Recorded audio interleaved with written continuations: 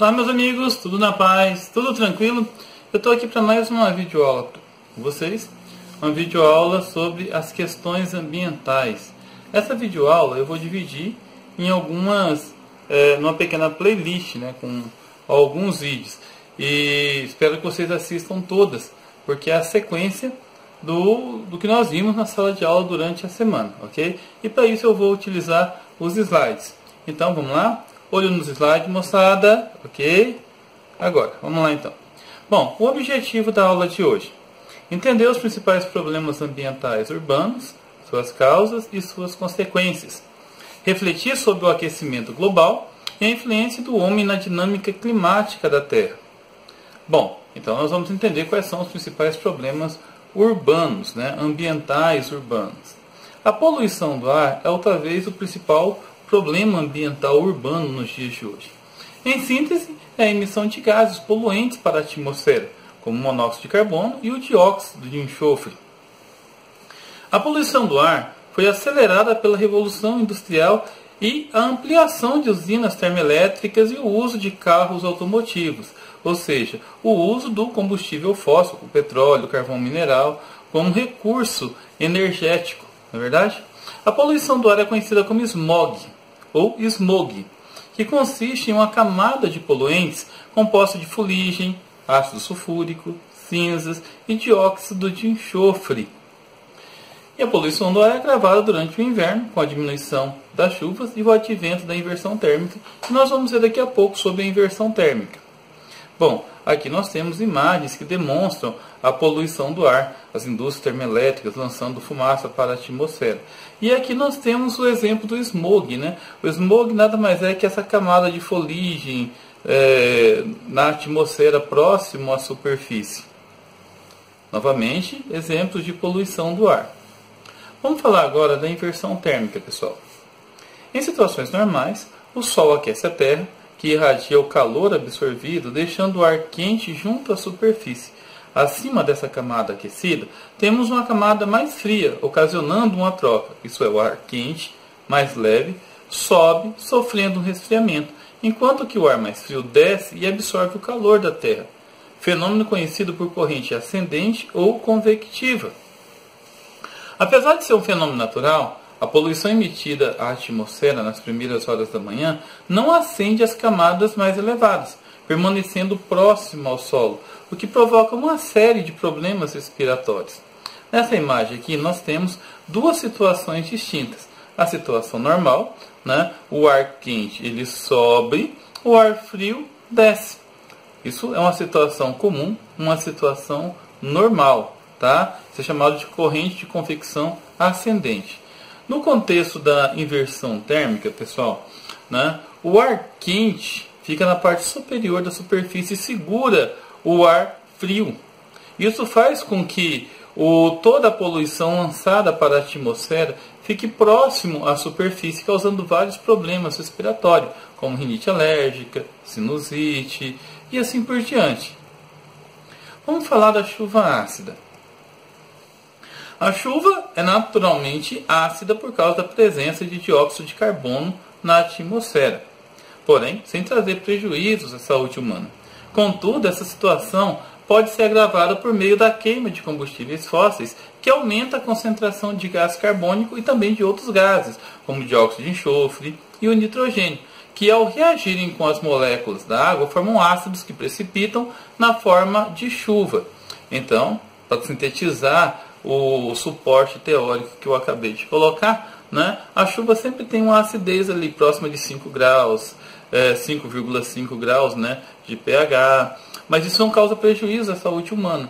Porém, esses gases tóxicos como o dióxido de enxofre ou até mesmo o próprio gás carbônico, né, pode reagir com a água em forma de vapor, ok? E essa reação pode intensificar a acidez da chuva e causar vários problemas que nós vamos ver agora.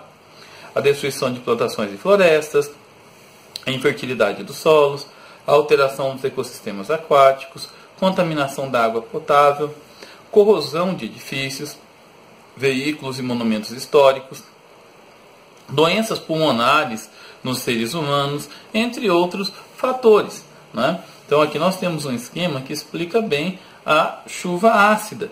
E agora o mais interessante que a gente consegue observar nesse esquema é que não necessariamente a chuva ácida vai cair no lugar onde ela foi formada, né? As nuvens podem ser carregadas com o vento, né, e cair em regiões próximas. Ok, vamos para a segunda parte da nossa aula agora, pessoal. Problemas ambientais urbanos, parte 2. Ilhas de calor. As ilhas de calor são um fenômeno que ocorre na atmosfera das áreas urbanas que apresentam temperaturas mais elevadas e maior quantidade de chuvas quando comparadas às áreas urbanas periféricas e às áreas rurais, né? Nas áreas urbanas forma um microclima, que é denominado de clima urbano. Em síntese, essa imagem que vocês estão vendo consegue, né, sintetizar bem o que é a ilha de calor. As construções, os edifícios, o próprio asfalto, os veículos absorvem muito calor, né, absorvem muita radiação solar, deixando parte da cidade, tá, com a temperatura muito mais elevada, ok? A parte ao entorno da cidade, a parte mais periférica, até as zonas rurais próximas, fica com a temperatura mais amena. Em alguns casos, esse aumento de temperatura, no local onde ocorre as ilhas de calor, pode chegar até 10 graus. Né? É mais comum 4, 5, 6 graus, mas há registro de até 10 graus nas grandes metrópoles. Vamos falar agora sobre o efeito estufa. O efeito estufa é um fenômeno natural, responsável pelo aquecimento da atmosfera em decorrência de certos gases, como o óxido nitroso, o metano, o CFC e principalmente o gás carbônico. Tais gases apresentam a mesma propriedade de vidros transparentes utilizados em estufas, pois deixam passar a luz solar, entretanto impedem a saída do calor, bloqueando e evitando a volta de parte da radiação infravermelha, calor irradiado pela Terra. É o mesmo que você deixar um carro no sol durante as horas mais quentes do dia, né? Os vidros transparentes permitem a entrada da luz e do calor, mas impede que esse calor saia do veículo, na verdade? Então, é um fenômeno natural? É um fenômeno natural. Contudo, o homem ele pode potencializar esse fenômeno, como vocês estão vendo aqui nesse esquema, né? Com gases que são lançados à atmosfera. Esses gases seguram ainda mais o calor, né, aumentando o efeito estufa. E o aquecimento global, pessoal? É um assunto bastante polêmico, né, pois tem cientistas que acreditam na ideia de que a Terra está esfriando. Esses cientistas são chamados de céticos. E há outros que acreditam que o excesso de industrialização, de poluentes lançados na atmosfera, a queima de combustíveis fósseis, as queimadas nas florestas, nas plantações, estão aumentando a temperatura média do planeta. Então, para resumir, caso o aquecimento global seja mesmo uma realidade, há um curto espaço de tempo em que as calotas polares poderão derreter, aumentando o nível dos oceanos, influenciando no regime das chuvas e alagando as cidades litorâneas. Mas, como eu disse, são duas linhas de pensamento.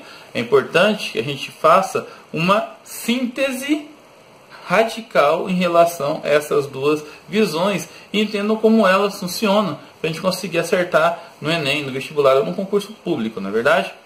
Então, aqui tem um esquema mais ou menos de como funciona o aquecimento global, né? O Sol aquece a superfície da Terra, esses gases como o CO, o CH4, intensificam o processo do efeito estufa, não permitindo que o excesso de calor saia da atmosfera, aumentando o calor na Terra como um todo.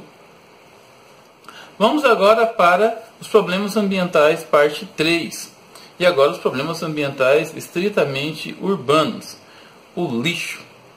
A aceleração do consumo nas grandes cidades tem gerado cada vez mais lixo, mais resíduos sólidos.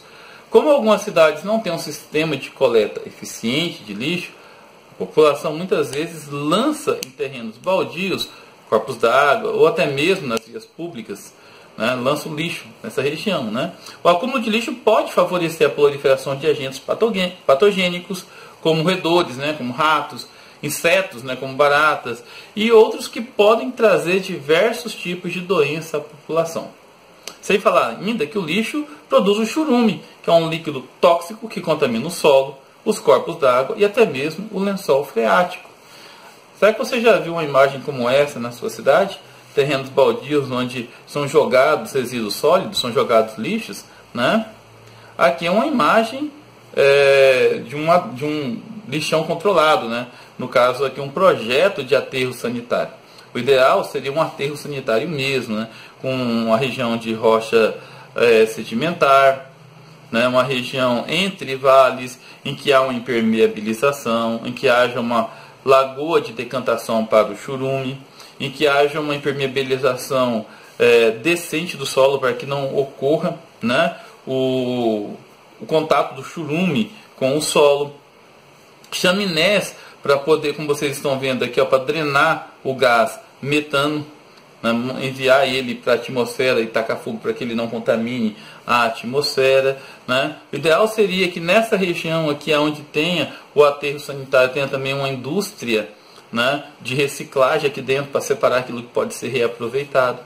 E assim por diante, né, pessoal? Mas são pouquíssimas cidades no Brasil que tem toda essa infraestrutura. Bom, vamos falar das enchentes. As enchentes são um grave problema que relaciona a urbanização acelerada, a impermeabilização dos solos e o uso indiscriminado dos recursos hídricos. As enchentes podem trazer problemas para o trânsito e a transmissão de doenças, como a leptospirose, que é transmitida pela urina de ratos. Outro problema grave relacionado às enchentes é o encharcamento de terrenos e o deslizamento de morro. Como o homem muitas vezes ele não pensa, ele não planeja o processo de urbanização, não tem um escoamento decente das águas fluviais, das águas das chuvas, não é mesmo? Então, e também tem a questão da consciência do homem, que lança muito lixo na superfície, que acaba entupindo as bocas de lobo, né, impedindo o escoamento dessas águas das chuvas. Deslizamento, como vocês estão vendo na imagem, né, é muito comum, infelizmente, causando graves problemas, né, inclusive com morte de muitas pessoas. Bem, é isso aí, pessoal. Terminamos, né? E foi um vídeo bastante rápido, bastante resumido. Espero que vocês tenham curtido, né? Espero que vocês tenham gostado. E é isso aí. Fiquem com Deus e até a próxima.